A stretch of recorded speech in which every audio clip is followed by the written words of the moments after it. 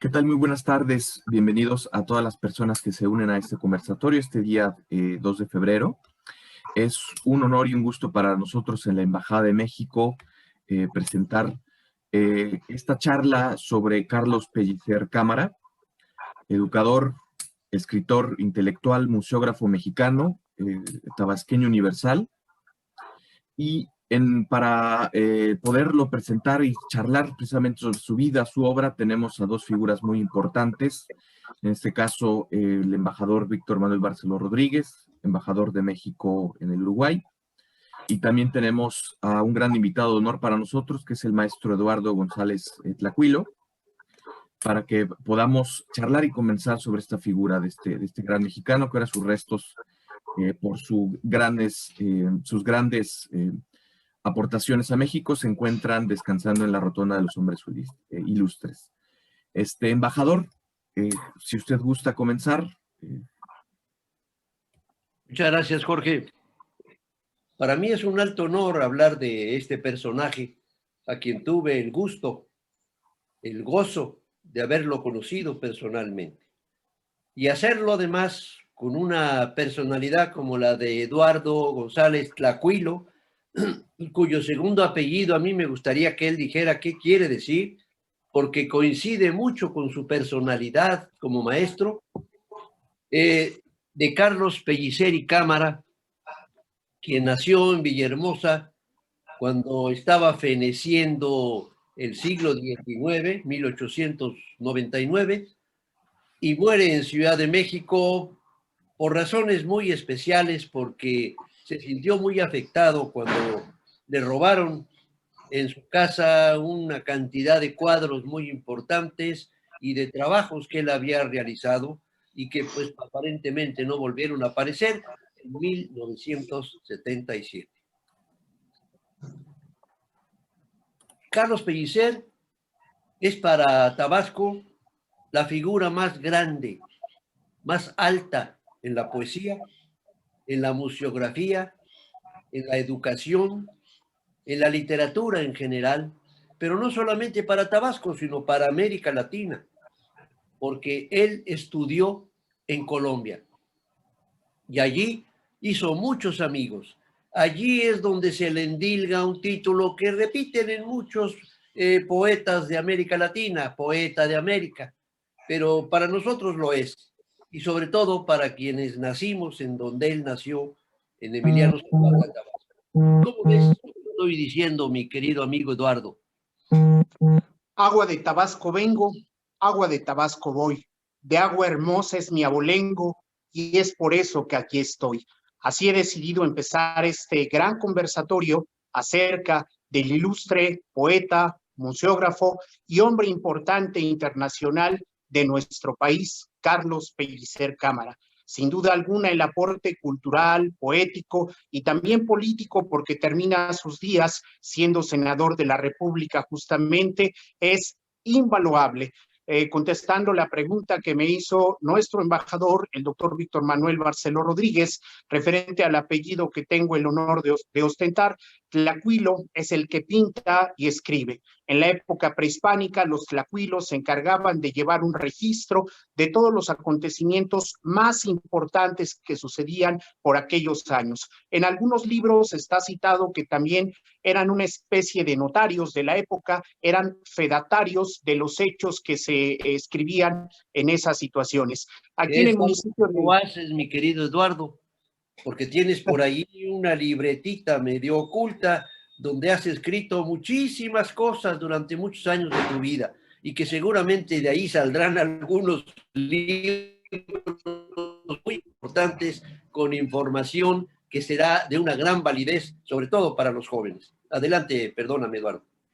No hay ningún problema. Y como comentaba, embajador, pues justamente los tlacuilos son estas figuras emblemáticas. Aquí en el municipio de San Pedro Cholula, el maestro Tlatoa, que ha sido un apasionado de los apellidos prehispánicos los últimos 60 años de su vida, él se ha encargado también de acuñar el jeroglífico de Tlacuilo y de agregarle un último significado que quiero compartir.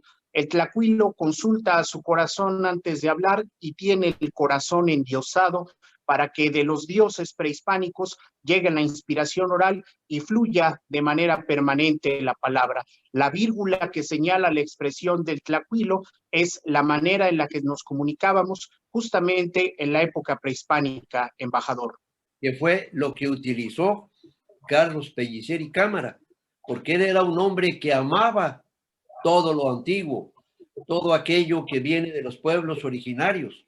Una de sus grandes cualidades fue haber rescatado monumentos extraordinarios de la cultura olmeca y maya y haberlos llevado por tierra a Tabasco, aun cuando pesaban toneladas. Y en aquel tiempo era muy complejo porque las carreteras todavía no tenían las categorías que hoy tienen y que pueden permitir el paso de transportes muy pesados. Se las llevó para poder hacer el gran museo de Tabasco, en donde está precisamente Museo de Antropología e Historia, en donde están todo lo que él pudo rescatar, que son muchísimas piezas arqueológicas fundamentalmente, y algunos otros elementos que consiguió por allí en el camino, pero que le infringieron muchos gastos que él asumía como podía y luego acudía al gobierno de Tabasco para poder apoyarlo, al gobierno de la Ciudad de México, porque también hizo un museo en la Ciudad de México muy importante. Fue un hombre extraordinario en ese terreno de su trabajo y de su actividad. Yo creo que Carlos Pellicer Cámara pudo haber vivido algunos años más. La mala fortuna, la desgracia de lo que le ocurrió, lo acabó antes de tiempo, porque era un hombre sumamente sensible, brutalmente sensible. Adelante contaré una anécdota que va a probar de cuerpo entero cómo era don Carlos en cuanto a su sensibilidad. Adelante, por favor, Eduardo. De paisaje exuberante y de brisa pródiga, justamente retratando todo el paisaje tabasqueño, ahondando en el comentario del embajador. Justamente el Parque Museo de la Venta es la creación de Carlos Pellicer Cámara, en donde por ahí, investigando un poco de los datos, el Instituto Nacional de Antropología e Historia, lo único que en determinado momento paradójicamente le reclamó fue que no hizo un mapa de sitio, que a la fecha, según lo que se ha investigado y en algunos archivos que versan en el estado de Tabasco, todavía existe ese pequeño detalle, esa inquietud de nuestro gran poeta y museógrafo de llevar la cultura a los espacios abiertos. Justamente el Parque Museo de la Venta tiene esa característica porque la poesía es libre, la poesía es de color, la poesía es exuberante y no olvidemos que era el poeta que traía el trópico en el alma y las manos llenas de color. Así lo han descrito historiadores, poetas, y justamente me permito compartirles en este momento para todos los que amamos este legado poético del maestro Carlos Pellicer Cámara.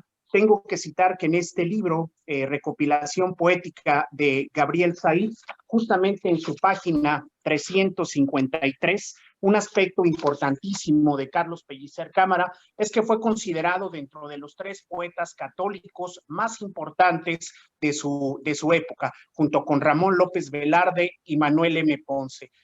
Carlos Pellicer también tenía un acomodo ideológico muy positivo acerca del catolicismo. En uno de sus múltiples viajes adquiere algo inédito que a la fecha no se tienen registros que nadie más tenga. Una virgen que adquiere en Jerusalén, pero una virgen acostada. Cuentan también que cuando estuvo viviendo en la Ciudad de México, su vecino de enfrente era una persona de apellido Gil Hermida y había una especie de competencias entre quién ponía los nacimientos más creativos y más vivos.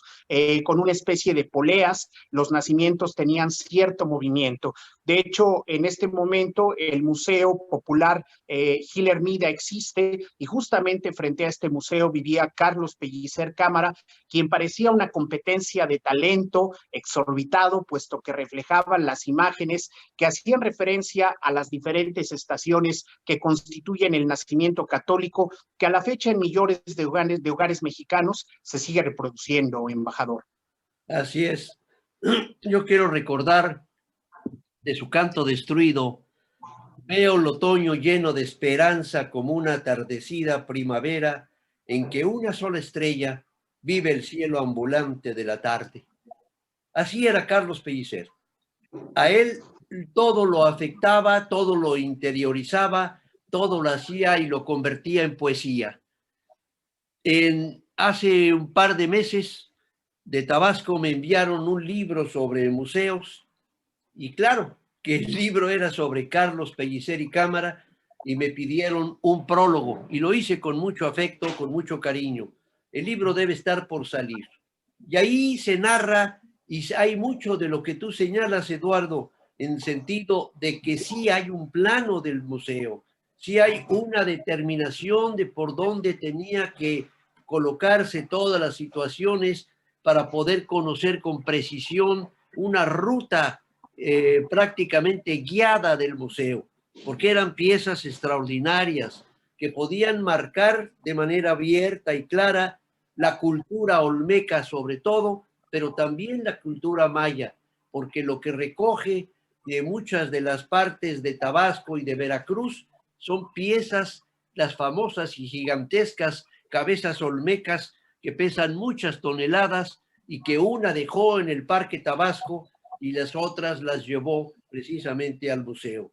Ese museo vale la pena de visitar y es seguramente uno de los atractivos más grandes que tiene Villahermosa.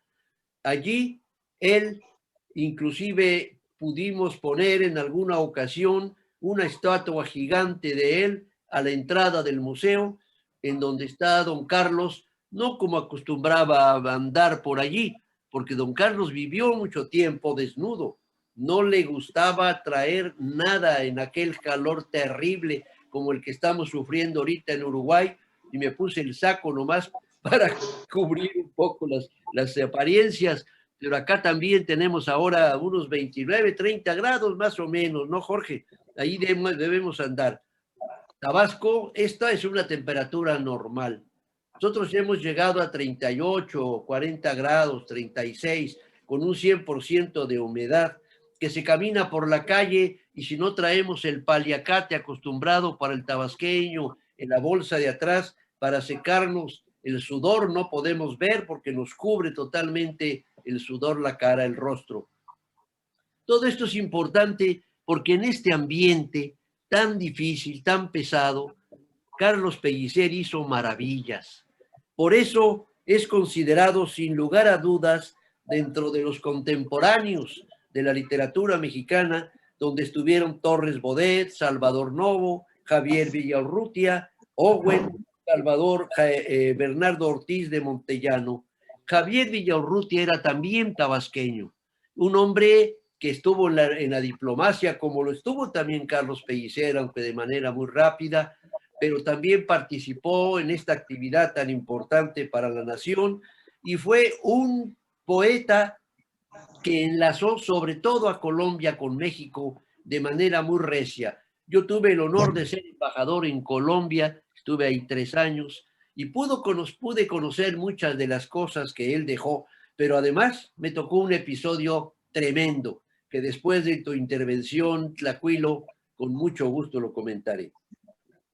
Correcto, pues al respecto de ese dato tan interesante de las temperaturas tan elevadas que a la fecha se siguen dando en el vecino estado de Tabasco, efectivamente nuestro poeta tenía esa situación de andar desnudo y al respecto un dato sumamente interesante que aporta nuestro Premio Nacional de Dramaturgia Celestino Gorostiza en poder del maestro Vicente Gómez Montero, un excelente tabasqueño, historiador y comunicador de ese vecino estado. Él comenta que anecdóticamente en alguna ocasión en un pasaje de turismo iban algunas personas haciendo el tour por Tabasco y alguien que conocía al poeta les dijo, ¿quieren conocerlo? Sí, adelante, queremos conocer a esta gran figura emblemática, a don Carlos Pellicer Cámara.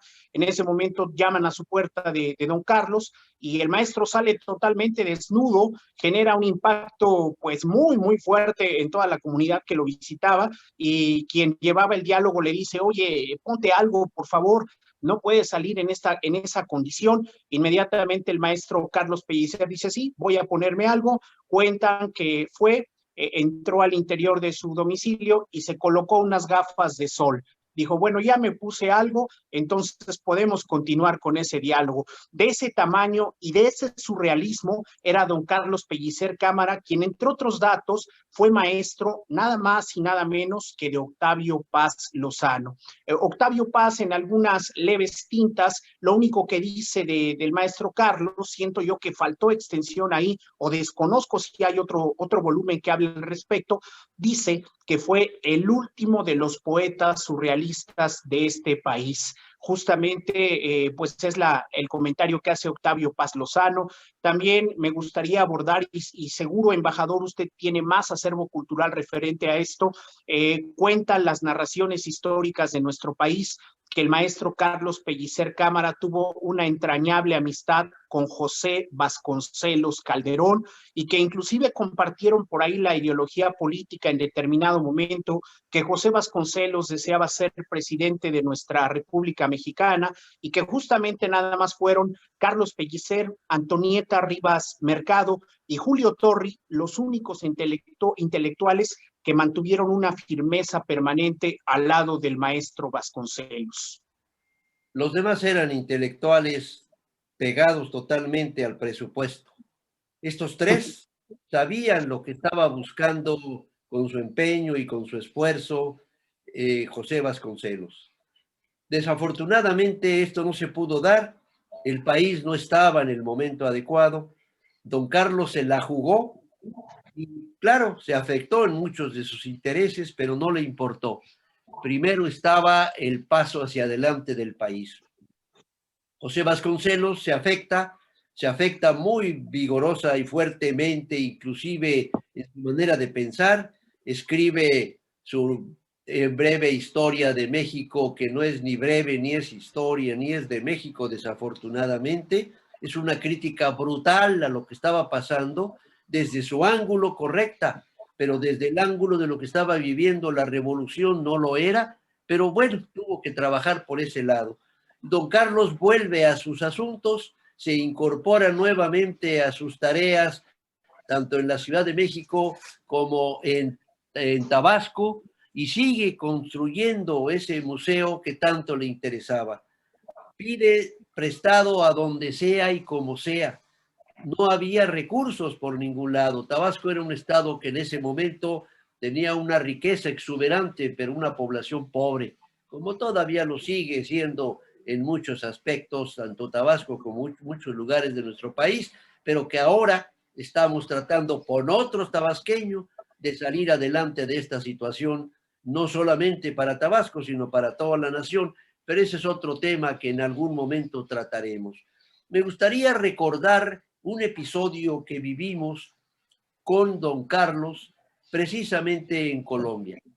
El 13 de septiembre de 1973 o 74, yo era radioaficionado, tenía mi radio de aficionado en la azotea de la embajada, en el ático.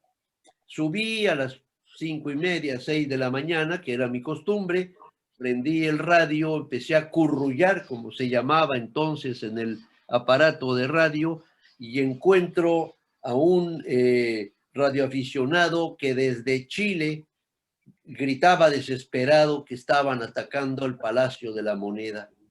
Le hablo de inmediato a Hernán, mi amigo, el embajador chileno, en donde tuve el honor, me entusiasma mucho esto, en donde tuve el honor de conocer precisamente a ese gran presidente chileno que fue abatido a balazos en ese lugar, defendiéndose con una metralleta que le había regalado Fidel Castro y con 2 guardias personales que le habían mandado Luis Echeverría. Esto es muy importante y no se conoce profundamente.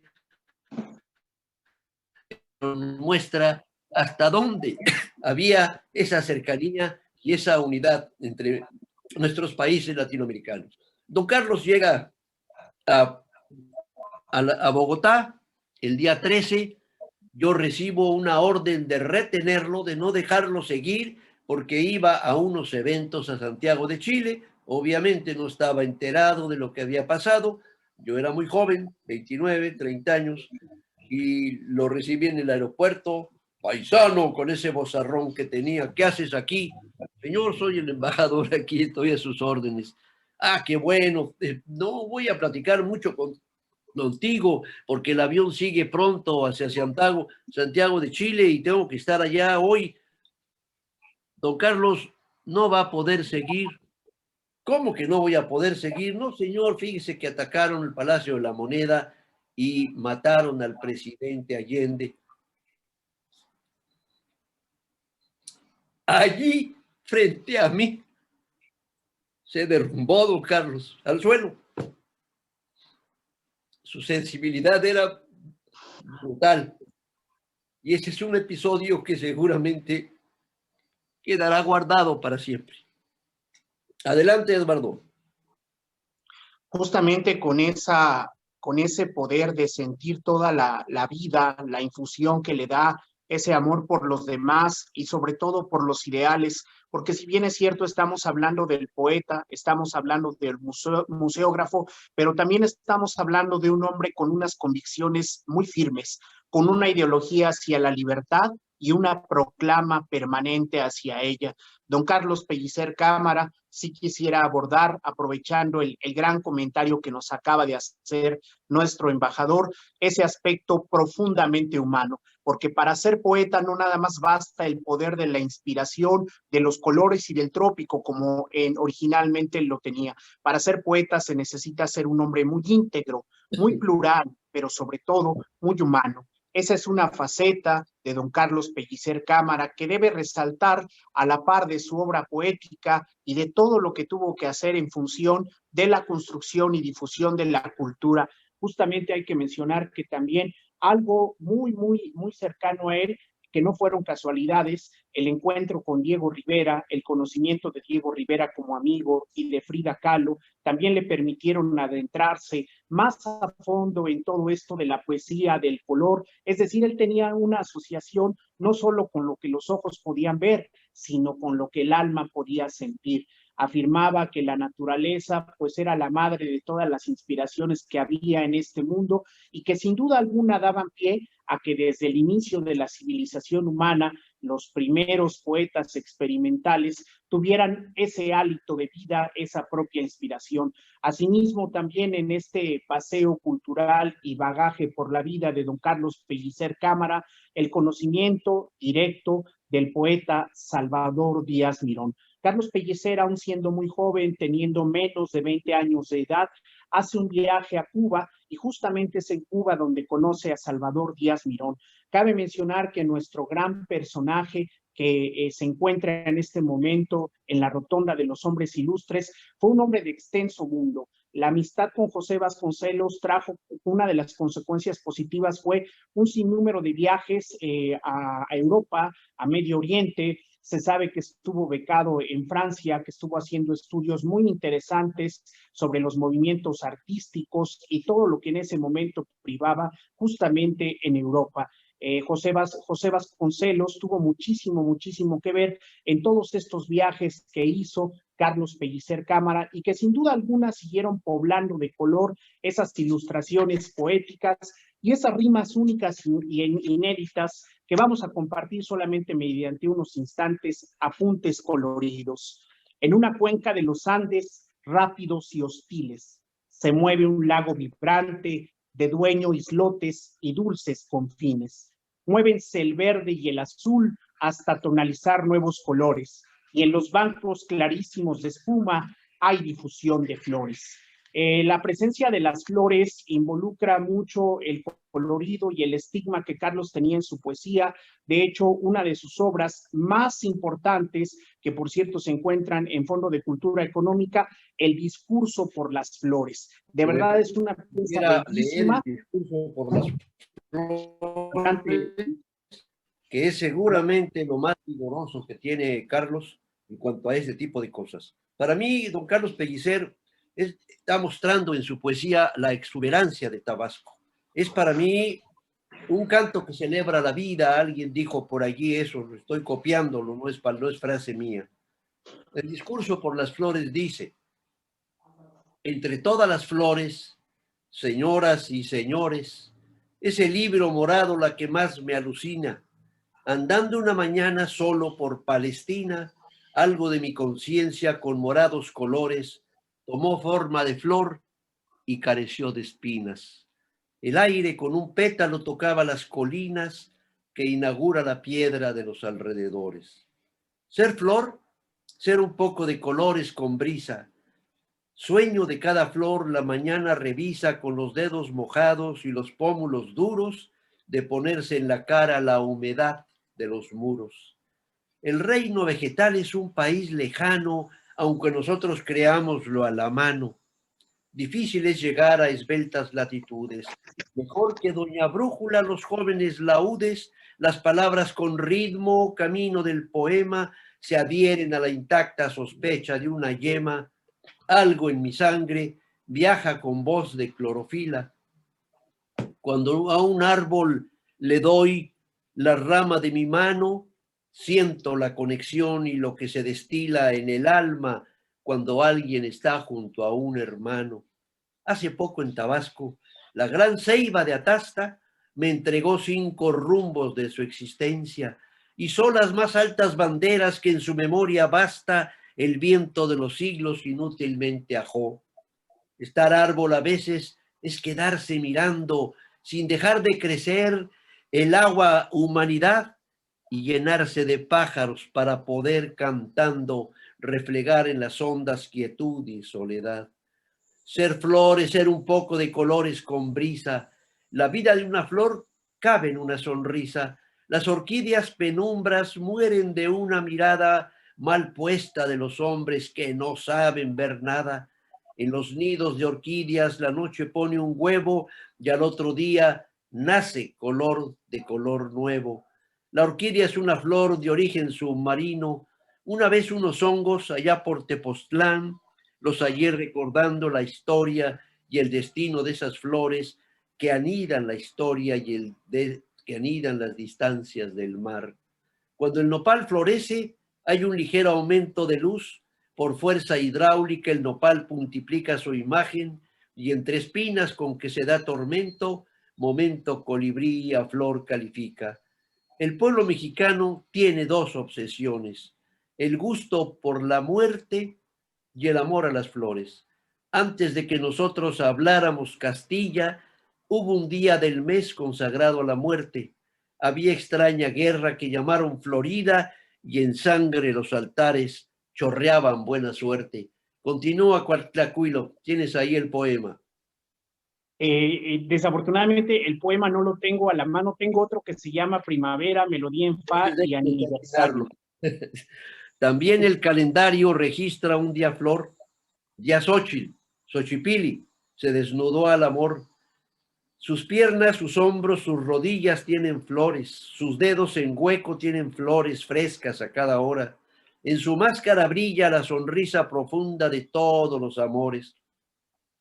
Por las calles aún vemos, cargadas de alcatraces, a esas jóvenes indias en que Diego Rivera halló a través de siglos los eternos enlaces de un pueblo en pie que siembra la misma primavera. A sangre y flor el pueblo mexicano ha vivido, vive de sangre y flor su recuerdo y su olvido. Cuando estas cosas digo, mi corazón se ahonda en mi lecho de piedra de agua clara y redonda. Si está herido de rosas un jardín, los gorriones le romperán con vidrios sonoros corazones de gorriones de vidrio, y el rosal más herido deshojará una rosa allá por los rincones donde los no me olvides en silencio han sufrido. Nada nos hiere tanto como hallar una flor sepultada en las páginas de un libro. La lectura calla y en nuestros ojos lo triste del amor humedece la flor de una antigua ternura. Como ustedes han visto, señoras y señores, hay tristeza también en esto de las flores. Claro que en el clarísimo jardín de abril y mayo todo se ve de frente y nada de soslayo. Es uno de tan jardín entonces que la tierra mueve gozosamente la negrura que encierra y el alma vegetal que hay en la vida humana crea el cielo y las nubes que inventan la mañana. Estos mayos y abriles se alargan hasta octubre, todo el Valle de México de colores se cubre, y hay en su poesía de otoñal primavera un largo sentimiento de esperanza que espera. Siempre por esos días salgo al campo, yo siempre salgo al campo. La lluvia y el hombre como siempre hacen temblar al campo. Ese último jardín en el Valle de Octubre tiene un profundo fin. Yo quisiera decirle otra frase a la orquídea. Esa frase sería una frase lapidea, mas tengo ya las manos tan silvestres que en vano saldrían las palabras perfectas de mi mano. Y la última flor de esta prosa con flores sea un pensamiento, de pensar lo que siento al sentir lo que piensan las flores, los colores de la cara poética, los desvanece el viento que oculta con jacarandas las palabras mejores. Quiero que nadie sepa que estoy enamorado, de esto entienden y escuchan solamente las flores. A decir me acompañe cualquier lirio morado, señoras y señores, aquí hemos terminado. Adelante, Tlacuilo. Fabuloso, excelso y de una sola pieza, la rima perfecta y la consonancia que le da en cada párrafo y en cada pronunciación. Algunos críticos de la poesía, refiriéndonos a esta pieza memorable que acaba de compartir nuestro embajador, han dicho que es exclusiva la poesía de Carlos Pellicer Cámara, porque a diferencia de muchas obras poéticas que están citadas en este mundo, la poesía de Carlos Pellicer es exacta. Donde va la coma, donde va el punto, donde va el signo de admiración, es justamente donde debe ser. A diferencia de muchas obras poéticas, sin denostarlas, pero sí dando a entender que en su interpretación humana, en ocasiones, los diferentes maestros o expertos en esta materia, tenemos que andar buscando las tildes, tenemos que andar buscando las pausas, los puntos y las comas, situación que dicha por los expertos con las letras de Carlos Pellicer Cámara jamás se ha dado. Justamente en el paisaje de Atasta que ha sido citado en este poema de las flores, ahí es en donde se encuentra una exuberancia. No hace mucho tuve la oportunidad de pasar por este bello poblado rumbo a Ciudad del Carmen, Campeche, y todo lo que Carlos Pellicer nos relata en estas bellas letras es un acontecimiento real, es un acontecimiento perenne y así deseamos que siga. También acuñar que cuando Carlos Pellicer ve la luz por primera vez en el siglo XIX, Tabasco no llevaba ese nombre, se llamaba San Juan Bautista y según datos bibliográficos referencian que es hasta el año de 1916 cuando Francisco J. Mújica declara a Villahermosa como es centro local de esta población, puesto que antes se llamaba San Juan Bautista. Es un dato que se me hizo también muy interesante, o sea que Carlos Pellicer también pertenece a esta época y dentro de su nacimiento pues le toca vivir esta transición de San Juan Bautista a ser el poeta villahermosino, embajador. Así es, totalmente. Yo creo que en Tabasco hemos descuidado el análisis de la poesía de Carlos Pellicer. Tabasco es una nación, un estado de poetas, y digo una nación porque los olmecas eran una nación, y mucho de lo olmeca sigue presente allá. Tabasco se pobló con gente que llegó de otras partes, sobre todo españoles, pero también italianos, franceses, que trataron de vivir allá lo mejor posible, pero no resistieron el clima. Por eso los grupos indígenas de Tabasco mantuvieron el control de sus poblados y lograron un desarrollo particular. Tabasco sigue siendo en el profundo de su vida indígena. Por eso no se vincula de manera tan abierta al resto de la nación en todos los procesos que se viven. Por eso ha sufrido tanto el coronavirus, porque le cuesta trabajo al tabasqueño aislarse, encerrarse en su casa. Para él es muy importante estar con los demás, compartir, vivir, convivir, como era don Carlos. Claro, no podemos andar como don Carlos, pero sí podemos compartir como él con los demás. Él era feliz con sus amigos de Tabasco y con sus amigos de Ciudad de México y con sus amigos de Colombia y con sus amigos de Francia y de todos los lugares donde estuvo y que le permitieron ser un tabasqueño universal y un poeta mexicano universal. Gracias. Refiriéndonos a la cita poética de Carlos Pellicer Cámara, hay un dato sumamente interesante que nos aporta su sobrino, el pintor, Carlos Pellicer López, sobrino directo de don Carlos Pellicer, que desafortunadamente a la muerte de nuestro gran poeta van a hacer labores de limpieza a su casa establecida en la Ciudad de México y encuentran bajo la cama de don Carlos Pellicer Cámara cientos de hojas con poemas inéditos que desafortunadamente ya no salieron a la luz.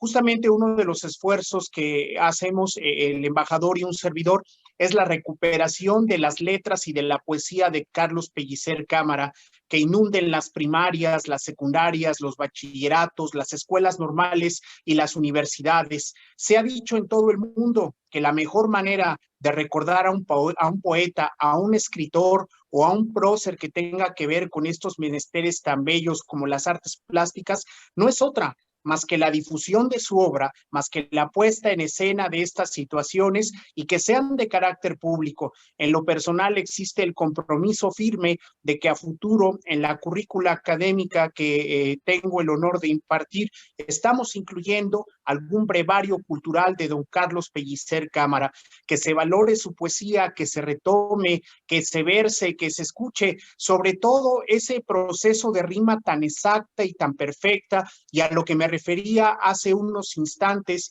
cuando hacía la precisión que, dicho por expertos, la poesía de Carlos Pellicer no necesita agregarle comas ni puntos excedentes de los que en sí ya tiene, puesto que es una poesía exacta, perfecta, con una métrica de verdad inédita. Horas de junio es otra de sus grandes obras y me comparto en este momento solamente 2 estrofas.